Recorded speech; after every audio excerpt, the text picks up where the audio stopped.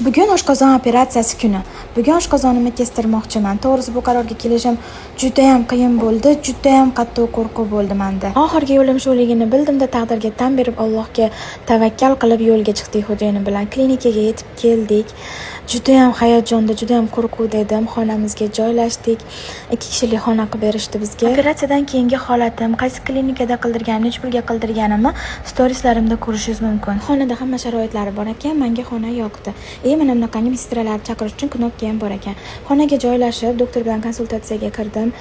Doktorning konsultatsiyalaridan ko'nglim to'ldi va operatsiyaga tayyorgarlikni boshladik. Bu yemma vesimni o'lchashdi va qonlar topshirdim. O'zinglar analizlar, hamma tekshiruvlardan o'tdim. Hamma analizlarim yaxshi chiqdi. Qo'limga kateter qo'yib, operatsiyadan oldin kapelni lavlashdi. Va nihoyat o'sha soat keldi. To'g'risi shunaqa qo'rqdim, hayajonlandim. Allohga tavakkal deb operatsiyaga kirib ketdim. Operatsiya stolida yotganimni videoga olib bering deb iltimos qilgandim. Olib berishdi. Doktor tepamdan ketmadilar. Narkozchilar, medsestralar juda ham yaxshi ekan. Operatsiya muvaffaqiyatli darajada o'tdi. Operatsiyadan keyingi holatlarda bilishni xolasangiz, keyingi reelslarimni, keyingi istoriyalarimni kuzatib boring.